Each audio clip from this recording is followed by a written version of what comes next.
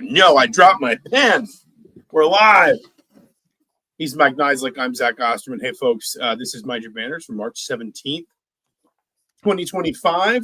I think this is the largest. We had 30 people jump in here, Mike. Normally we start at like 7 or 8. We kind of work our way up, but we're hitting the front running today. There's a lot to talk about. We're going to cover a lot of ground. So I'll ask Mike just to go ahead and launch us in. The question on everyone's mind: how excited were you to see how good Spencer Strider looked in his first rehab start of the spring? I don't even know who Spencer Strider is. Yes, you do. Everyone knows who Spencer Strider is. Strider was a video game. Is he a cousin of the main character in the old Genesis video game? I mean, he could be. I wouldn't rule it out. Maybe that's it. Let's start. Just kind of put a bow on the season, the men's season. Then we're going to talk. Caleb Boggs says, "Go Braves." Caleb knows ball. Caleb knows ball. Put a bow on the men's season. Talk about the women's tournament selection, and then we'll dig into kind of what happens from here with the on the men's side, the portal, the search, etc. First on the sort of the way it all unfolded, it was interesting. I was sitting next to Brian Tonsoni from Delphi Bracketology. I think I texted you this on Saturday at Press Row at the Big Ten tournament. And Brian was basically just kind of digging into some of the metrics and some of the predictive metrics, some of the results-based stuff for a bunch of different bubble teams. And he just said, every time I rank, these 5, 6, 7 teams, I think he had Texas, UNC, Xavier, Boise State, a couple others, mixed in. He said, every time I kind of go through and rank these teams based on their metrics, Indiana is always consistently near the bottom of the list. Brian's here. Hey, Brian, thank you for all the guidance. I was very excited. Very excited to announce that Brian was in the room with us. And that was kind of the first time that maybe I thought Indiana was really in trouble, was just kind of when I watched somebody who's a lot smarter about the bracket stuff than I am, just kind of stack it all up together. And ultimately, we find out Sunday night that Indiana's not just not in the field, but Indiana's not even the first team out of the field. So Indiana's kind of exempt from a lot of this furor around UNC and Bubba Cunningham and all that stuff. Ultimately, I think it is fair to say that the committee just thought Indiana's resume just frankly did not carry nearly enough weight when you talk about the way Indiana didn't challenge itself in the non-conference, which was something that we, I think not just us, but we certainly kind of pointed out in the preseason, the lack of wins over NCAA tournament teams, and just, a feeling that Indiana wasted too many opportunities, frankly, down the stretch. We can name all the games, but I think that just, all those things kind of rolled in together to keep Indiana out of the field. I think it's like twofold. I have two thoughts about this. One, I think it's interesting. I mean, interesting is not the right word. I think it's look, some of the fan base was upset, but I think most of the fan base sort of gets it, right? Like when you watched Indiana, like they just didn't play or look like a tournament team most of the season, and we kind of joked. When Mike Woodson after the Oregon game, like, look, we're playing our best and we're a 5-5 team over the last 10 games. It's like, well, if this is your best, you're probably not a tournament team. We're peaking is in just like, he's like, but you probably have to ignore today because we didn't play very well. It's just like, so like, yeah. I don't know. Yeah, it's like, it's like, I think what I wrote after the game was like, Indiana probably is playing its best basketball now. And this is the result. So sort of what is that? You can't be consistently the top 8 teams in the conference, essentially. And so, like, the tournament teams in the conference. And so, like, I get why they're not a tournament team. Having said that, I don't really get why they're not a tournament team based on the you said you were looking for common data points and inconsistency and sort of like how they measured these teams. And I thought if North Carolina got in, that was a good sign for Indiana, because that meant strength of schedule was valued, and Indiana actually had a harder strength of schedule. They did have a lot of quad one opportunities that they didn't win, but they played in a conference that, was much harder. And so, like, I thought they sort of had similar reasons why you'd put them in, but then they split the difference. And then there was a quote today about like how Indiana just didn't take advantage of their quad one opportunities, and North Carolina was 1-12. So it's like, like you want. I think in general you want. I just think in general you wanted more consistency from the committee or what they're presenting. Like if they had these analytics that showed go into those or why why some of the analytics. I mean, North Carolina. I did a side by side comparison, or I guess it would be a side by side comparison of Texas, Xavier, Indiana, and UNC. I didn't include West Virginia because I don't really understand how the committee could justify leaving West Virginia out, but. If you looked at those four, I mean, for example, UNC was the highest ranked in KenPom. UNC was the highest ranked in the net. UNC was, I think, had far and away the best non-conference strength of schedule, which is, I think the committee, the non-conference strength of schedule, I think matters to the committee because that's the one you have control over. Yes, I agree with the broader principle that I think UNC is 1-12 in quad ones. With, I think, a quad 3 loss. Indiana's 4-13 in quad ones with no loss outside quad 1. I don't understand how you can take your own metric. The net is the NCAA's thing. I don't really understand how you can take your own metric and say, actually, the results that it produced just don't matter.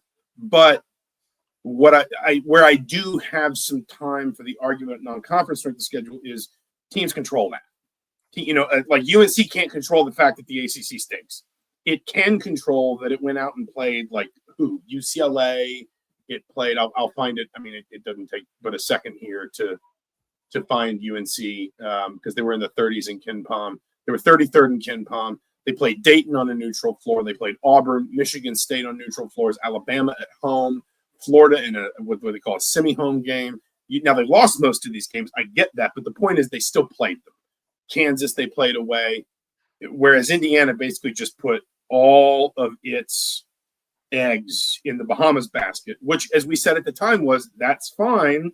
But you better win one or two of those games then, because you're not going to have anything to show for a relatively weak non-conference schedule if you don't get something out of Atlantis. And ultimately, the two wins of any note that Indiana picks up in the non-conference are against teams that finish with a combined 8 conference wins. South Carolina won 2 games in the SEC. Providence won 6 in the Big East. Those wins meant next to nothing. And I think that, the one area where I do have some time for, the reasoning behind getting North Carolina in is that I think, at least over Indiana, North Carolina clearly tried to challenge itself. And but that's not the argument the committee's making. So you can make it nicely and that makes sense to me, but it is disheartening. And I think for fans of any fan base, the West Virginia thing, obviously most notably, that there's not sort of any kind of coherent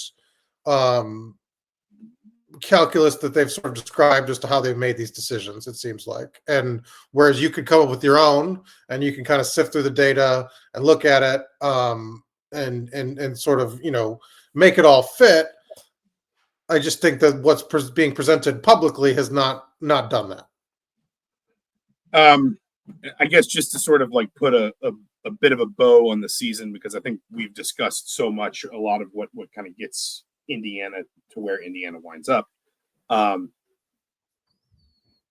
Number one, we know at least 4 players are gone: Trey Galloway, Anthony Leal, Umar Ballo, Langdon Hatton. A 5th that went through senior day. Luke Goody told you, and I think others, but you were there, post-game Thursday, that he will pursue a 5th year of eligibility. He only played 10 games in Illinois' sophomore season. According to the old rules, technically, if any of your games come in the second half of your season, you're not supposed to be able to get the red shirt retroactively. But as a good friend of mine is fond of saying, under the current climate, if there's any question about whether you have eligibility left, you almost certainly do. In the NCAA. Well, his point was a good one. No, hold on. Let me just get through and then the last one is, it's just worth saying, and I don't know that it's going to matter a lot for Indiana, but we'll see. Dallas James technically can get this year back, I believe, because he didn't play at all. So the point is, 4 players guaranteed to be gone, 2 more that either could get that year back or are going to try and get that year back, and then everybody else It is worth saying we're talking on Monday afternoon. The portal is open for Indiana players starting today. That's not a huge deal because it would be open in a week anyway. But when your coach when your coach leaves or is fired, that automatically triggers a 30-day portal window independent of the normal calendar. So if you see some Indiana players entering the portal rather than just sort of declaring their intention to enter the portal in the next 7 days, that is why they're allowed to do it. Now, sorry, for you with Luke Goody.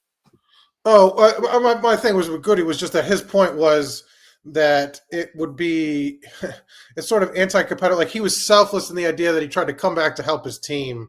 And so you're trying to like, how do you balance that? Like the rule that's in place right now makes players have to be selfish. Like, well, I'm ready with 3 games to go, but I'll sit out if my team's competitive in the tournament and things like that, or could be. And I think his point is valid. And I think you just have to, like you said, have somebody in your corner willing to say, some magic words in terms of, lawyers and things like that could probably help you out. But he sounded very serious about it. Obviously, he said much of the work gets done after the season, so that nothing was sort of filed or done. And he acknowledged that he doesn't fit the sort of definition of the rule. But that'll be interesting. And I think it is worth noting too that he said it would be Indiana or bust. Not bust, but like his first option would be to check with the new coach and make sure, like, if you want me, I'm here. If not, obviously maybe he'll look elsewhere. But like his focus is staying in Bloomington. And he says, he laughed. He's like, as long as the new coach will have me. And I mean, like, I think there's probably a lot of value in that. I mean, personally, like, I think you've got a player who's clearly, kind of a leader, a player who's got a strong emotional connection to the program, a player with a ton of Big Ten experience, a player who, it's funny, like, I actually don't know that we sort of talked enough about his 3-point shooting this season, just because the season it improved significantly. Consumed with everything else. I mean, like this season he takes 100. He attempts 158 threes. That's career high by one. That's one more than he attempted last season in Illinois. He shoots a career best 39.2%. He shoots 44% in Big Ten play. So he actually shot better in Big Ten play than overall. That's the best conference number he's ever shot by about 7 points. And he also set a record, a personal best for how many attempts he made, how many 3-pointers he attempted in conference play, 109. And that's from a guy that started the season 5 of 20. So, like, he was in that slump at the beginning of the year. And I don't really want to sit here and do the math, but, like, the point is, if you break out basically him finding his sea legs those first, like, 4, 5, 6 games, he was an elite shooter essentially the rest of the year, in addition to posting a career best turnover rate, in addition to being, one of the most efficient scorers in the Big Ten.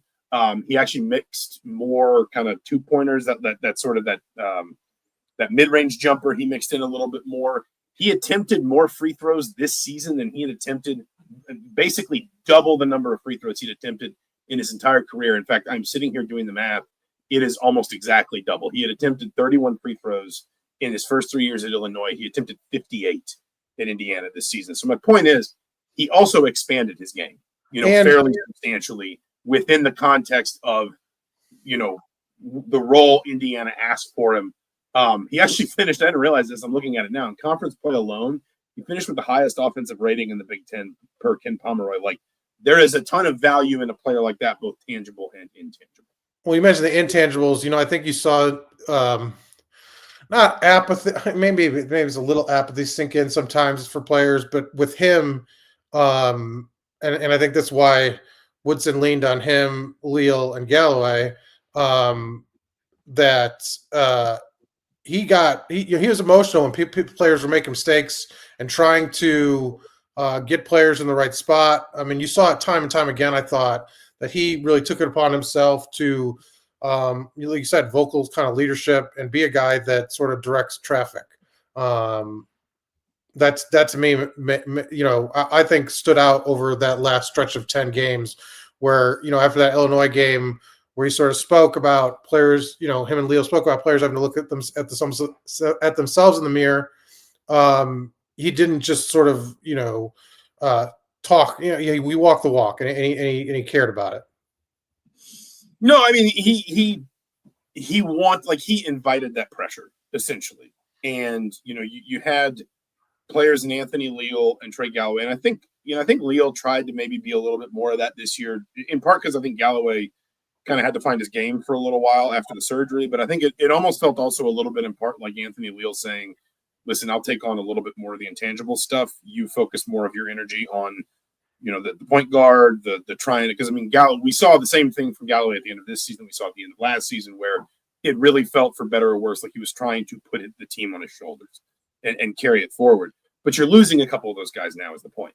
And now you've got a guy that wants to come back, that wants to kind of have, that sort of, I don't know, that impact, or that, who embraces that role, essentially. I think you could do a lot worse. And also, listen, as somebody who, you've sat next to me for the last 2 years at Assembly Hall when I've just sort of rolled my eyes at how remarkably inefficient Indiana shooting can be at times. You're not going to kick a 3-point shooter to the curb. I know that. For sure. Especially not not one at that level. Like, right. 44% in Big Ten play on better than 5 attempts per game. Like that is an elite number. You just can't let that go. All right. So before we get, I know everyone wants to talk about coaching. Before we get to coaching, we talked with Goody in the locker room, and I asked him this, and he couldn't. He said it was a good question, and he was very kind of thoughtful, just in terms of like where the season went wrong for them, like what was the issue, and he just like couldn't really pinpoint it. And Miles Rice sort of had a similar answer where there was nothing that sort of to them was one thing. What do you think? We've talked about it a little bit, but I've not gotten a firm answer for you. Where do you think, like, if Woodson got a do-over and reconstructing the roster, obviously he wouldn't be stepping down if he did. But what should he have done differently before the season with this group? Yeah, before the season is kind of tough to answer. I think, I do think it, and I know you talked a lot about how, it seemed like the highest profile transfers wound up, taking a backseat, pretty quickly. The thing that stuck with me, because I think at a certain point you do just have to remove the idea of like, don't get hung up on who's on a big NIL deal or who's not. Like in the heat of the game, you're just trying to win. It doesn't matter if somebody's making the most money on the team or the least money on the team. For me, the bigger issue was it took Mike Woodson way too long to find his best lineups. And I go back to, I've cited this statistic before. Ken Palm's like most frequently used lineups over the last 5 games. Indiana has one, or eventually had one, which was the starting lineup it rolled with at the end at almost 29% sort of usage. And that was Galloway, Leal, Goody, and Bako Ballo. And I thought that lineup really worked because it was so balanced. And because you had multiple shooters on the floor, you had an experienced player in Leal that could handle your toughest defensive matchups, which freed Galloway up, and just to a certain extent in Bako as well, to get on the ball and focus more of their energy and effort offensively. And then you obviously had sort of an anchor point big man in the middle. And if you go down the list, the second most used one was basically Miles Rice from McKenzie and Bako, so 3 guards, Goody and Ballo.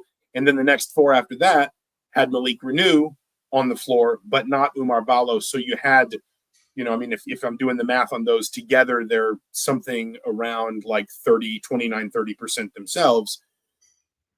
Number one, I think Indiana needed to move away from the 2 big lineups. I think we all saw that quicker than they did. But number 2, it was like Indiana found these roles too late. And do you think there's a cautionary tale for the next coach then, or how to handle NIL? Because the reason he sort of did find it was because he went away. He did. I think it was freeing the idea that you don't have to worry about egos or anything like that, because if somebody's upset, you're leaving anyway. Like that was really where everything turned around, or where he kind of sort of, made some choices he wasn't willing to sort of in the first half of the season.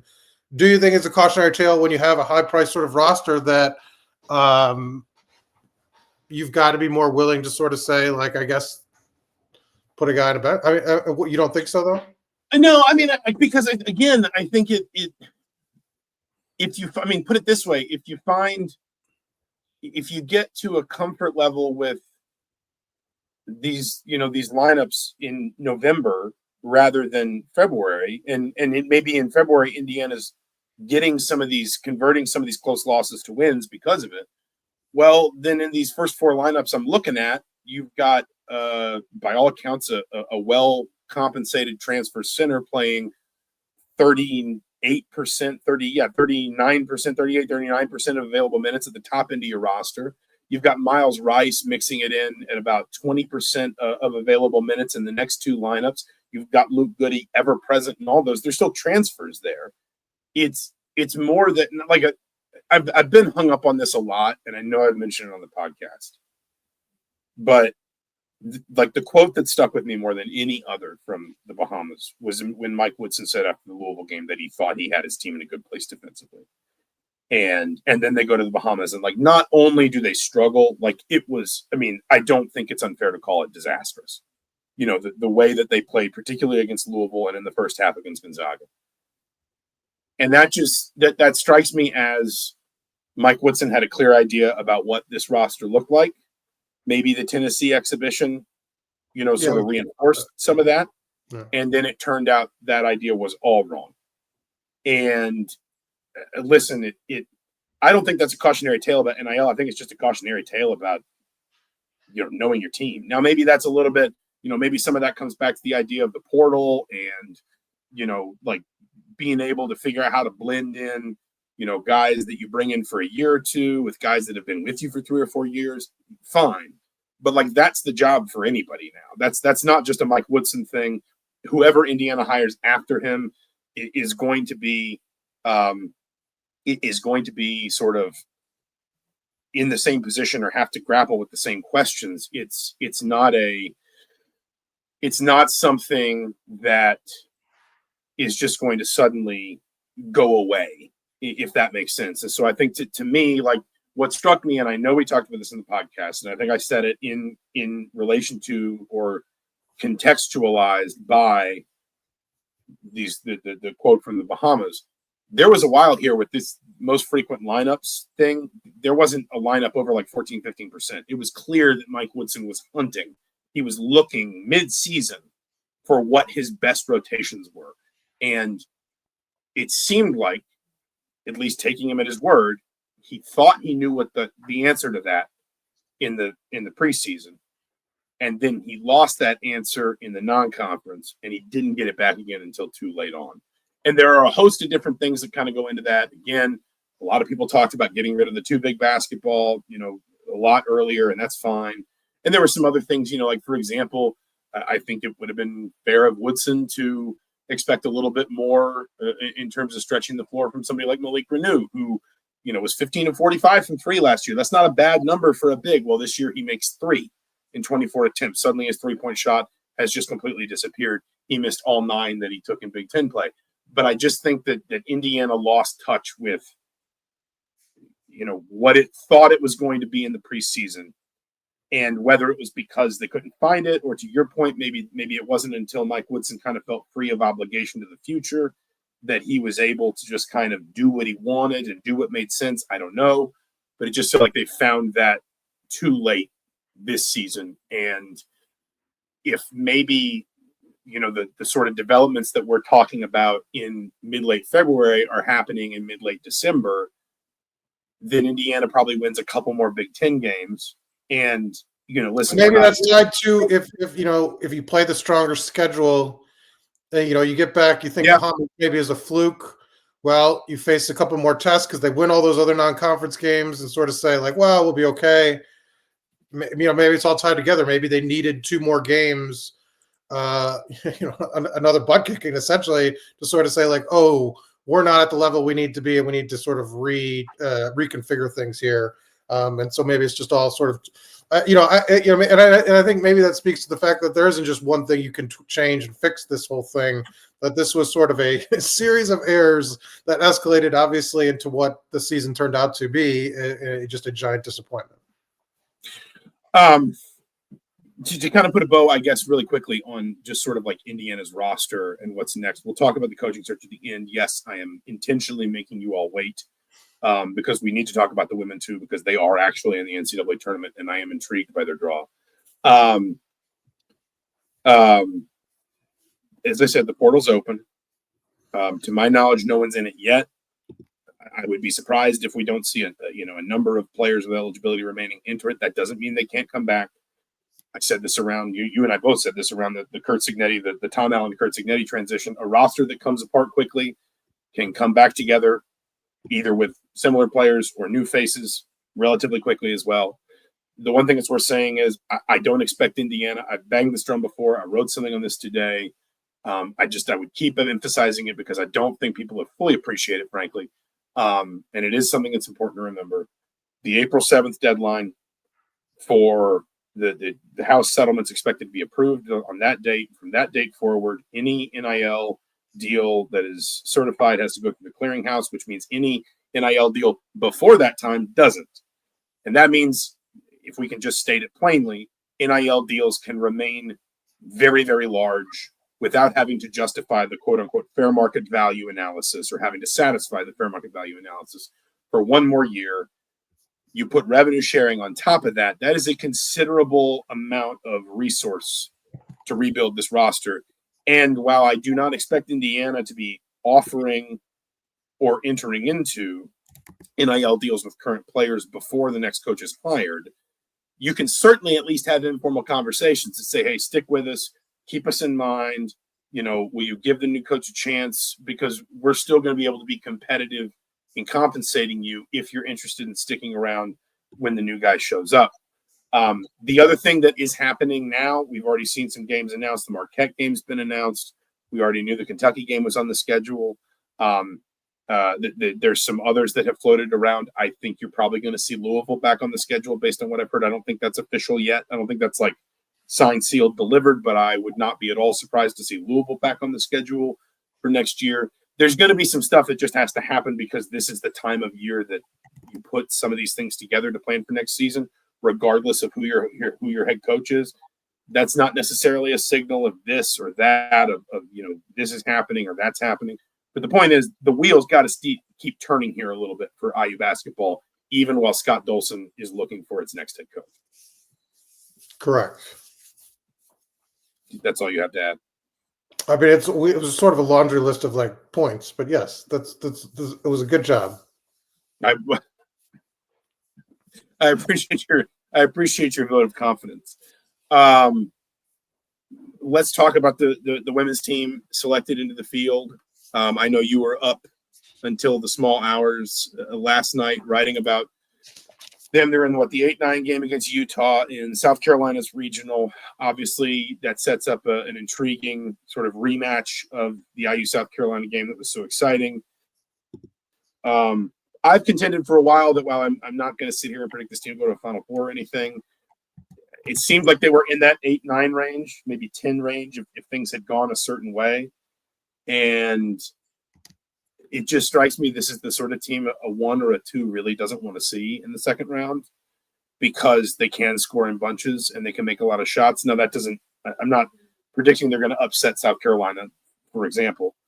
But, if you look at South Carolina, I mean, that's not a team with 1 or 2 dominant players a la Southern Cal. That is a team that is very much kind of a product of a team that is the sum of its parts. And if Indiana could find a little bit of shooting rhythm quickly, then it's not hard for me to imagine. Obviously, they got to get to the 8-9 game first. Let's assume they do. It's not hard for me to imagine Indiana suddenly becoming a real headache for a 1 seed because of the way this team is constructed. Well, I mean, it's interesting, though, too, that Utah team is sort of built similarly. They're one of the top 3-point shooting teams in the country. Number 6 in made 3-pointers, number 13 in attempts, 26 attempts per game. You'd love to see that. And then they shoot 37%, also in the top 10. So, that first round game, you say, well, assume they can get past it. That's an interesting one because Indiana has sort of been boom or bust, and going against another team that could take a very similar approach, who's on, who's not. I could see Indiana, because they've been a team that hasn't really hit their ceiling this year very consistently. I mean, they had a couple nice wins, obviously Baylor and Ohio State, but not anywhere consistent enough for what Teri Moren expected at this point of the season. And so I could see them easily getting tripped up in that first round if Utah just sort of, goes on tilt. Their team, you make 11 threes in a game, they made 13 or more, I think 5 times. I mean, that's hard to keep up with, even for an Indiana team that likes to shoot. But like you said, they got veterans, 3 of them that have been to a lot of tournament and played in a lot of tournament games in terms of Chloe Moore-McNeil, Sidney Parrish, and Yarden Garzone. So, you just don't know. Is the team capable of making another run to the Sweet 16? Absolutely. I think they have the talent. Have I seen anything this season that says that they will do that? I'd be reluctant to say so. I just don't think they've been consistent enough. And they seem they get up for big games. They played obviously UCLA and USC 2 times against USC, once against UCLA, all single-digit losses. But just can't. I guess the hump's there too. It's just that's an interesting thing to parse with this team. Is like, on the one hand, let's say they get through that 8-9 game, and I think you're right to point out, like, you can't just wave Utah away. But let's say they get through that 8-9 game. On the one hand, if you're a 1 seed, you're looking at them and saying, well, they're not afraid of going toe to toe with some of the best teams in the country. I mean, and it wasn't just at home, right? Like and I know the time change was probably a little bit of a thing. We thought that would be a thing for the men with Oregon. It wasn't. Maybe it was a little bit more with the women against Southern Cal playing in the noon game in Indianapolis. But the point is, they did it on a neutral floor too. They were, incredibly competitive against an elite opponent with elite players on a neutral floor as well as at home. On the other hand, it's justifiable to say, yeah, but they didn't actually win any of those games. So, you can sort of respect it, I guess, if you're a team like South Carolina, while also still maybe believing, okay, but when they come up against this level, they don't quite have enough. I think the other thing that helps them is, and this will be, against Utah and against South Carolina if they get through, is what you mentioned, is just veteran presence. And, this team doesn't have a lot. I mean, ultimately doesn't have a lot of time left with these, with these players that have been around for kind of this golden age here. I mean, like Chloe Moore-McNeil's in her 5th year. Obviously, Sidney Parrish, kind of has an interesting sort of perspective on it because, I mean, she watched IU women's basketball kind of rise up when she was in high school, decided to go to Oregon instead, then came back to be a part of it. But, it does feel a little bit like, I mean, I don't want to be overly dramatic, but a bit of an end of a generation kind of thing, for this program in terms of, not dissimilar to when Amanda Cahill and Tyra Buss, kind of that run ended, or that era ended. It doesn't feel enormously dissimilar to that to me, with Chloe Moore-McNeil, with Sidney Parrish, players who've been around for Grace Berger and Mackenzie Holmes and have been around for a lot of the success that Indiana's had in the last, 4 or 5 years. I mean, you do think that the experience is obviously going to be a help, but you also wonder about the sense of urgency versus maybe any sense of pressure that anybody might feel to say, this is our last opportunity together. Let's make the most of it. Yeah, I mean, it's that Chloe set the games, played record, beat Grace Berger's record in a season finale against Purdue. So I think you had 151 and counting. So I mean, you kind of see how much she's meant to the program. I mean, she's one of the 3rd all-time winningest player. 75% win percentage in her career. So you talk about kind of what they've been able to accomplish, and she's been there for most of it the last kind of 5 of the last 6 years in the tournament. So like you said, kind of this roster is going to probably have to look a lot different next year. I mean, there's a couple pieces coming back, but I think one of the things that's just held them back a little bit, is the depth piece. And that is, I think that's the kind of the counterpoint to, yes, they have veteran leadership, but it's hard to ride them 40 minutes, twice in 3 nights. They just don't have a lot of depth right now. Injuries have played a role. Teri's always very veteran heavy to begin with on top of it. Yeah. And it's just like, what are you getting off the bench? And scoring, Lexus Bargesser, I think, is just a tremendous defender. But just offensively, they just can't get anything off the bench, really. And so I think that's sort of been, another thing that's sort of, and I think fans have kind of grown more vocal as you're just like, you have nothing there, and you're, kind of killing your stars a little bit. some of that's been out of necessity, but I do think that come tournament time, you do need something, and I'm just not sure it's there for them. And I think that might, like I said, be the sort of counterpoint to that veteran presence that they have. I also think it's fascinating and probably something we should talk about in the offseason, just kind of like where Indiana goes from here. And I think probably that's worth kind of going through the portal first, because it's not necessarily quite this clean, but there have kind of been these three distinct eras of sort of the first team that Teri Moren took over that was really anchored by Tyra Buss and Amanda Cahill and a couple others, that got Indiana kind of consistently into the tournament picture, won a game in the tournament, then won the WNIT, and that was where Indiana got like the big crowds and sort of looked around and said, this is what we're capable of. Then there were the teams that were really sort of, Ali Patberg was obviously such a big piece of kind of the next group that came through, Brenna Wise. And then that kind of fed, relatively seamlessly into the Grace Berger, Mackenzie Holmes, Chloe Moore McNeil era. Sydney Parrish joins that group. Obviously, you have transfers like Sarah Segalia and Shay Chesky who sort of fill important roles. But it feels like kind of there's another big turnover coming, a little bit in terms of Indiana. It feels like it's going to have to be, very, it feels like Indiana is going to have to be, kind of either confident in its recruiting as the Indiana Gatorade Player of the Year coming in next year, or really aggressive in the portal, or both. And so I think that, once the dust settles on kind of the spring portal cycle on the women's side, I think it'll be worth kind of discussing that again. You have all waited long enough, and I don't know if we're going to give you enough to make you feel happy about it. But let's talk about the coaching search. I think certainly first to frame it within the context of the season ending, other than like literally finding the guy, Scott Dolson's sort of, I think, number one priority for a long time was to make sure the search did not encroach upon the season, to sort of keep the spotlight trained on the players and Mike Woodson for as long as they were still going. That's off the table now. All eyes are going to turn to this. I'm on record as saying I think we're in, I'm not comfortable with a prediction. If I was, I'd probably just report it. But I would go on record as saying I think we're talking in days, not weeks at this point. I don't mean necessarily by the end of this week, but I mean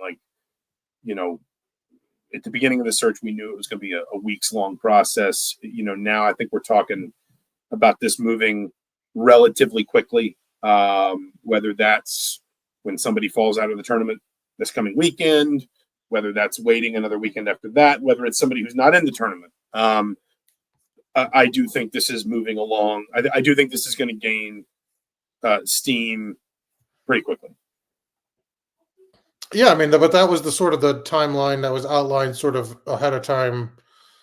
When I think this thing started, that like, look, these first 3 weeks, was it 3 weeks or 4 weeks, was all going to be kind of done the due diligence and background work that allow us to, once this thing is over, and we could sort of give Mike Woodson the exit that they felt, he was deserving him as a Hall of Fame player and one of the team's all-time leading scorers. That we could be respectful to that, and then sort of once that's over, turn the page and have the search firm. They've got the search firm in place and turnkey that they use for football. They have sort of the fruits of the labor of Scott Dolson's team in terms of like the research that they did and breakdown of different, what makes teams at their level successful and things like that. So now they're good to go, and you have to imagine they've got a fairly firm list of candidates that they've sort of probably vetted and put out feelers through the search firm. I'm trying to think of asking this in a way that's not asking you for a prediction, but I'm curious for all manner of names have floated out there, and I'm just curious for your perspective on maybe what coaching profile, for lack of a better word, you think makes the most sense for this job. Like, is it someone who's got a strong track record offensively? Is it someone who already has high major experience? I know my opinions, but I'm kind of curious for yours. And if there's somebody that pops off the page, I'm not saying, this is not us trying to make a silent nod toward anything, I promise. But if there's someone that pops off the page, you want to share that, please feel free. But I'm just curious, Well, you focused a lot on the X's and O's, but I almost think that in terms of an Indiana job, with sort of the pressure and what you're going to be dealing with, but I think the roster construction with the NIL of it all, I think having some background in that kind of stuff would be very sort of beneficial, especially since you're going to kind of be building a roster, not maybe from scratch, but very close to it. And I think you're going to want somebody, I think the joke is they want a Signetti type, but it's not necessarily Signetti type. It's the idea that they have a very clear vision for a roster construction. That's not just basketball. Like, I want a lot, like run this offense or have this defense, pressure, whatever. That's all fine. But the idea of here's how you're going to give me this crazy amount of revenue sharing that's going to be in the top quarter of the Big Ten, a quarter of the country. Here's what I'm going to do with it. Here's how I'm going to build. Here's how I'm going to avoid the mistakes you guys have made or we've made. When he's pitching himself for the job over the last 3 years. Do you plan to go back to making high school recruiting more of a feature rather than sort of like the one guy? Is it just building to the transfer portal? What's that vision like? Because I think that's what ultimately won Signetti the job, is that he sort of had this clear idea of like, at Indiana, here's how we're going to win. And so I think having a coach with sort of that vision and a little bit of experience there, because I do think there's a difference between having no money and having all this and, to kind of juggling the personalities like we talked about, the idea of having a guy that's making 7 figures, maybe getting outplayed by somebody that's making half of that or less. How do you deal with all that? And I do think it's sort of a different time where you could say like, a young coach has no experience in the Power 4 level, could do a great job basketball wise. Sure. I think that's always going to be the case in terms of like what the product looks like. But I think that this job now has become much more than that, or these jobs, or there's a small group of jobs that have this kind of money involved that I do think are different. Am I wrong on that? I don't know. What's your thought? No, I think like what I think you're talking about, if we are looking for Signetti comparisons, and this is where like someone like Ben McCollum has intrigued me through this process, is someone who at very least has enough experience running their own program, whether they're in their 40s or their 60s, has enough experience over several years sort of building a roster and understanding sort of the ideal intersection points between, sort of like where do you make your personnel meet your system versus where do you make your system meet your personnel? Because I think that was something that Mike Woodson struggled with at times. And I certainly think that was something Archie Miller struggled with at times is, it's great to go out and win a bunch of recruiting battles, but if you can't get those players comfortable with what you ask them to do on the floor, then it really doesn't matter. On the other hand, if you are so sort of rigid to your system, then you wind up maybe recruiting players that don't develop in long term the way you need to or whatever. So I think someone who whether it's someone who's done it at a high major level for a long time, or it's somebody who maybe has done it at a lower level but also still done it for a long time. I think somebody who has sort of a lot of experience, and again, this was something that I think really appealed about Signetti, was someone who has a lot of experience sort of, or a track record of, this is how I manage a roster and this is how it leads to winning. I know what I'm looking for in a player to fit. I know what my roster needs in terms of skills and roles and sort of makeup, and I know how to identify that in a player. And again, in the modern era, some of that's going to have to be portal, some have to be high school. Like there's no way around that. But I think that's important. The other thing that jumps out to me, and I don't really know exactly how to quantify this, but I do think, especially if you're going to hire a sitting head coach, and presumably someone with a decently long CV, at least 5, 6, 7 years, I also think there's an argument kind of for the idea that if I'm sitting in that chair, I want to see some proof that somewhere along the way, that head coach showed they could win at a really high level, like a really substantial just quantity level. Like I've had some people bring up, and I have. I mean, we're talking on Monday, March 17th.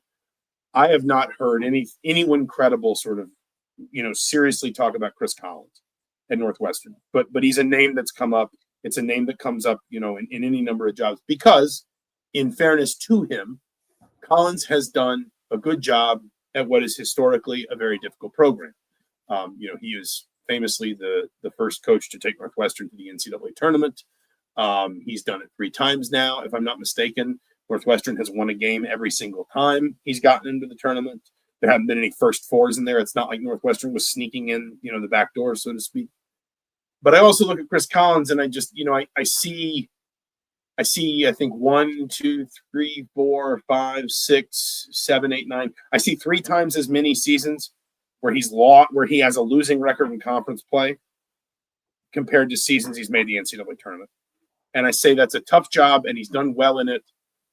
But I don't see the evidence that there's another gear to go up if you suddenly free some of the shackles of, how hard it is to get players in Northwestern, how hard it is to be in the portal when you have, schools like that tend to have like smaller graduate programs, which means it's harder to go find, sort of a place to put a player academically so you can get them in out of the portal, that kind of thing. I get all that. But a lot of those challenges also aren't necessarily transferable to Indiana, a place like Indiana. A lot of the skills that you develop in winning at a place with those specific challenges don't necessarily transfer cleanly. Whereas I would look at somebody, again, and I brought up McCollum earlier just because I do think he's an intriguing name for someone in this coaching cycle, whether it's Indiana or, he's also been linked to Iowa, that's where he's from, or somebody else. I don't know. I can't be sure that he can go up to that really high major level that Indiana is going to expect. But I do look at his history and I say he knows how to manage winning, and he knows how to sort of build a team that at its level is consistently excellent. And that was something that really stuck out about Cignetti. Even before we saw him coach a game, even before everything that happened last season, it was basically everywhere he'd been, with the exception of Elon, which was still a really good coaching job. He just wasn't there that long. He was only there 2 years. Everywhere he'd been, he had succeeded at a really, really high level.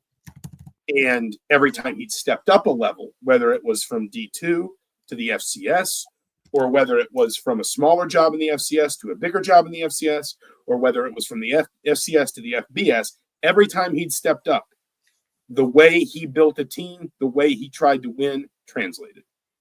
And that's why that idea of, again,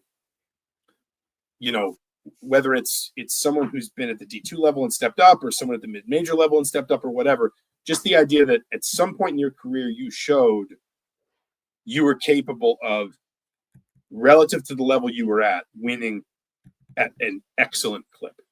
And I think that is something that has kind of stayed with me as well. A lot of the comments today have been a lot of Brad Brownell has gotten a lot of scorn. Justified or no? I mean, I have time for Brownell. Like, basically what the Brownell argument boils down to is very simple, and this is my understanding.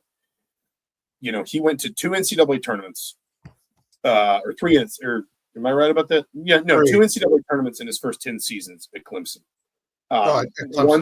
One first round appearance, 1 Sweet 16 appearance. And, there were some long stretches in there where the results were pretty underwhelming. He was on the hot seat a couple times. And then in the last 5 years, he's been to 3 NCAA tournaments. He's got 4 winning records in the ACC in the last 5 years. Clemson's a KenPom top 20 team each of the last 2 years, and they finished tied for second, only a game behind Duke in the regular season title race this year. The argument against Brownell is basically that, his results have improved as the ACC's gotten worse. The argument for him is that it's only been in the last 4 or 5 years that he's really had the NIL resources to not just compete, but sustain, or not just build, but sustain a really high level roster. And basically, these are the results. And so with Brownell, and I would also point out, and I don't want to sound like I'm advocating for anybody. I know I just kind of, I probably did a little bit for Ben McCollum. I'm not trying to advocate for anybody, and I hand to God am not. No one has told me to give a silent nod toward this person or that person or whatever. The other thing I would point out is, during his years at UNC Wilmington and Wright State, Brownell was regarded in the way that we regard someone like Ben McCollum now. And he wasn't quite winning. He wasn't winning at quite that level, but he had 6 20-win seasons in 8 years. He had a winning record in conference play in 7 of those 8 years, split evenly between Wilmington and Wright State. He went to, I think, the 3 NCAA tournaments. Wright State, I think, won its conference in his last year there before he went to Clemson. He was regarded as one of the most promising up-and-coming coaches at that time. I remember, and I was a much younger reporter then, but I remember when, there were sort of discussions about, if Tom Crean doesn't work out, because, of course, Tom Crean's first 2 or 3 years were pretty difficult. If Tom Crean doesn't work out, where does Indiana turn next? Obviously, Brad Stevens was at the top of everybody's list. He was doing what he was doing at Butler. But Brad Brownell was not that far removed from that conversation. There were people who believed, especially because of his in-state ties, he was born in Evansville, played at DePaul, that, he should at least be in that conversation. So what I'm trying to say is I kind of see it both ways with Brad Brownell. I don't know that, I think it's fair to say, based on some of the comments we're seeing, based on, some of the internet discussion, I think it would probably be a harder hire to sell than some others. But I don't listen. If you talk to people in college basketball, they will tell you that the sort of, I guess, the cons to sort of Brad Brownell's resume are overplayed a little bit, and the pros are underplayed a little bit, and that there is a genuine argument that, Brownell's the kind of coach that, if he took that step up, could succeed. It's not guaranteed, but there are people who will vouch for him. There are people who will stick with him on that score.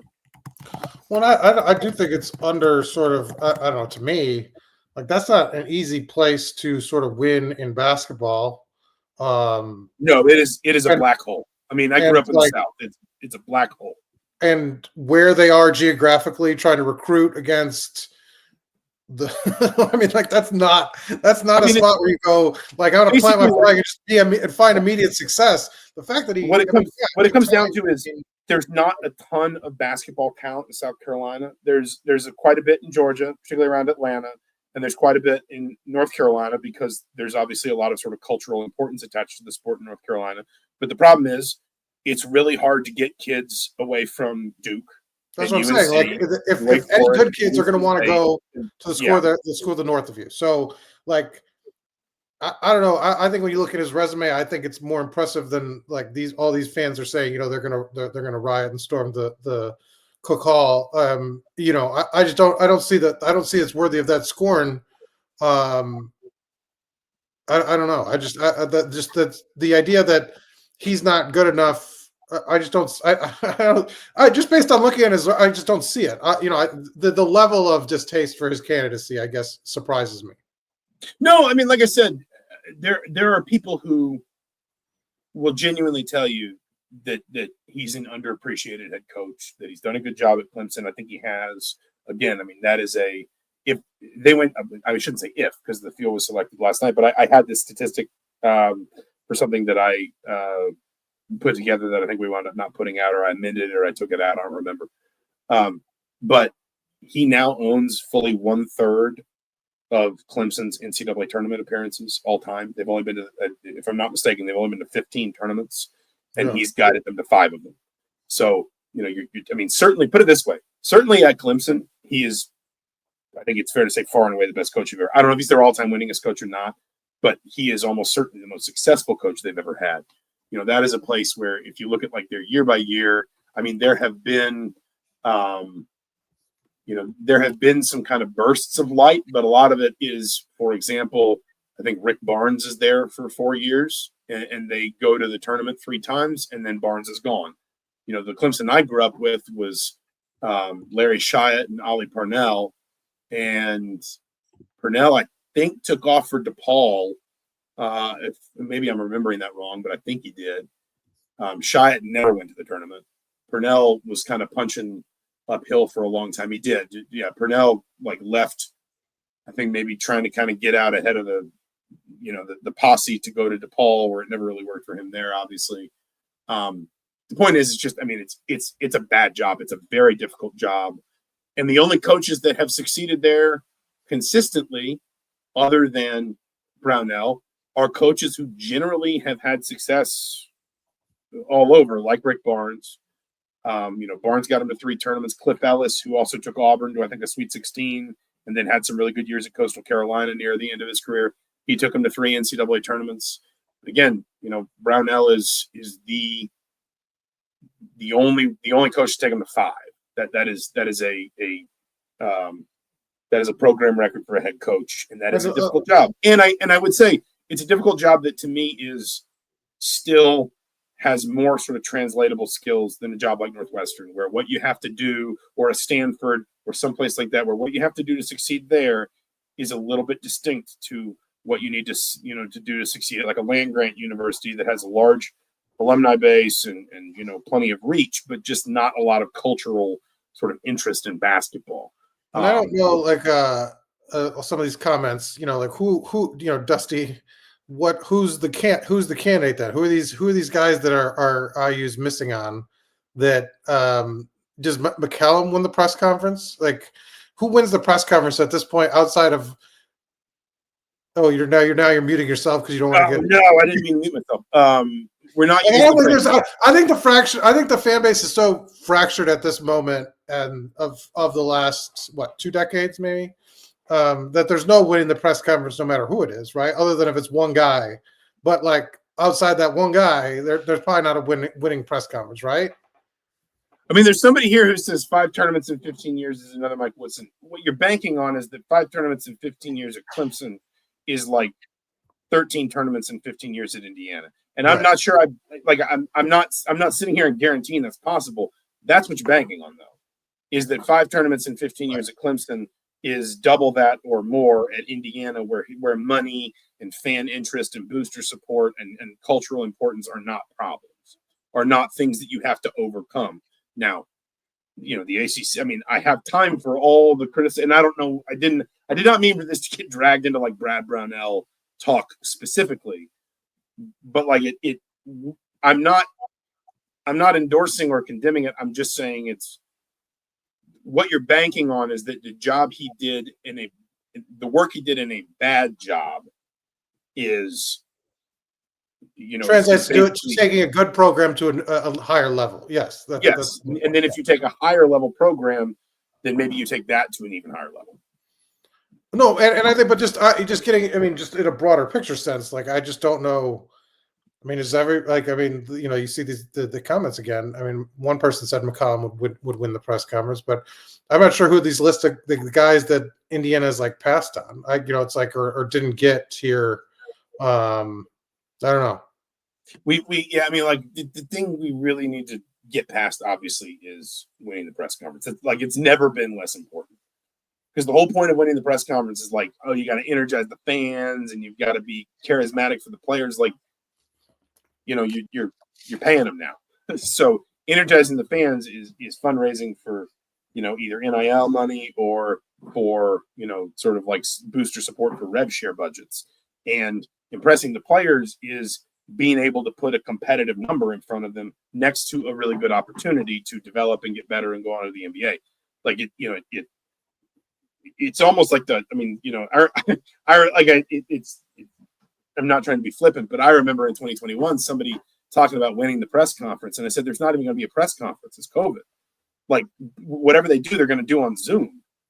I doubt any of us will be there, and we weren't. It was all like a Zoom press conference. It's very strange with a bit of hindsight. They had like a podium and an empty press room, and like Scott Dolson spoke, and there were a few people in the room, but like none of us were. We were all watching on our computer. The point is, it's not about winning the press conference anymore. That just doesn't exist. You need to you put it this way: you need to win the Twitter far more than you need to win the press conference. And the Twitter. We should, before we go, the Chris Beard, Will Wade debate? I mean, would you want to wade in? And all I will say is I have not gotten any sense that Wade has any traction in Indiana. I have gotten a firm sense Chris Beard does not, and in all likelihood, will never have any traction at Indiana.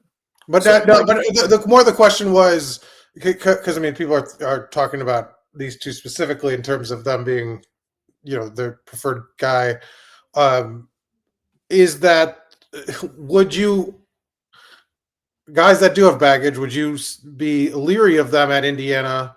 What's your sort of take? I think we need to be careful about like how far we dig into that question. No, I'm not saying them specifically, like just in general. I think how do you weigh that part of it? Like whether it's baggage or it's personality issues or whatever, there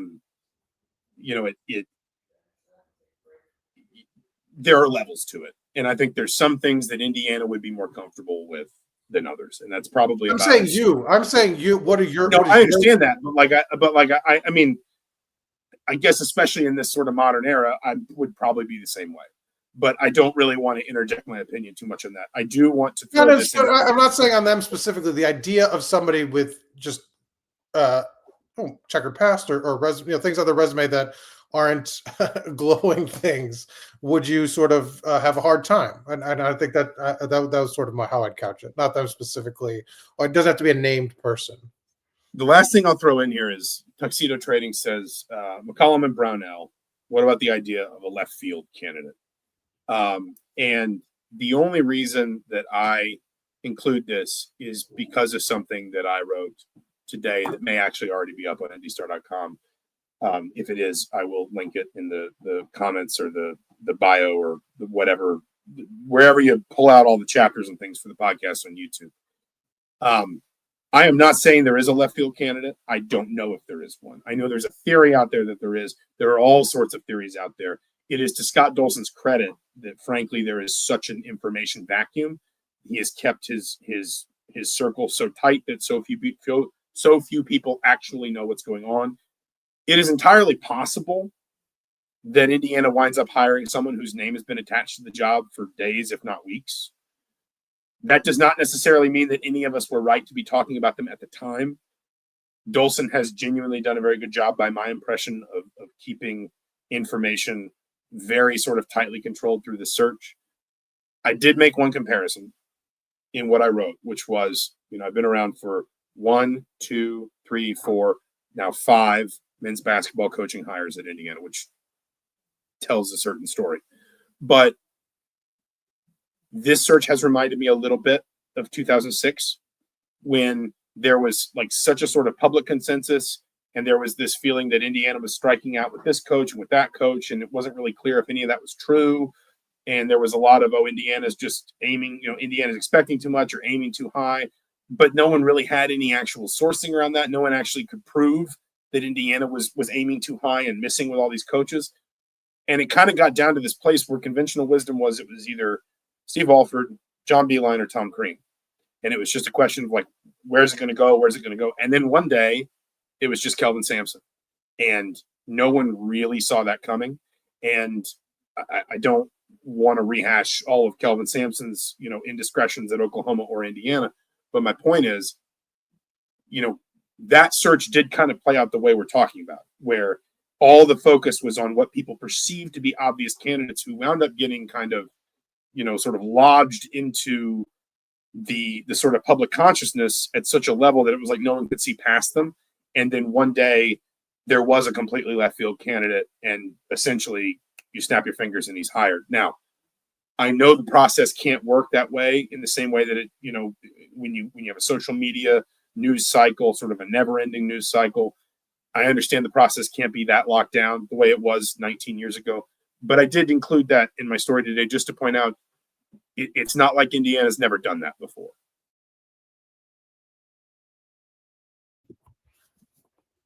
I don't know if you have anything to add. I mean, that's a good hit. No, that's a appropriate history lesson. It's good. There you go. Well, then we'll leave it there. He's Mike Niziolek.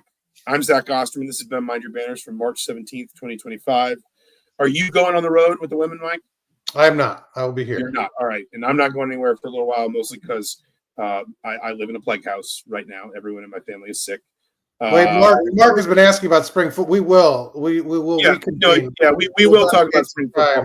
To be honest, like the other reason we're not talking about spring football right now is it's literally paused. It's spring break. They're like everybody's off campus. There's no practices. But yes, there will be more spring football. Again, I would when I say days, not weeks, I don't have a specific timeline in mind, but I do think we're probably entering the sort of death throes of the basketball coaching search, which means we'll probably have some time in April, especially gearing up toward the spring game, to talk more about spring football. We will absolutely. I like this last one. Good show. Just no Brownell. In the comments. We will have time for all that. We'll be back probably next week unless something happens before then. He's Mike Niziolek. I'm Zach Osterman. Thank you all so much for joining us. It's been a lot of fun. We will talk to you soon.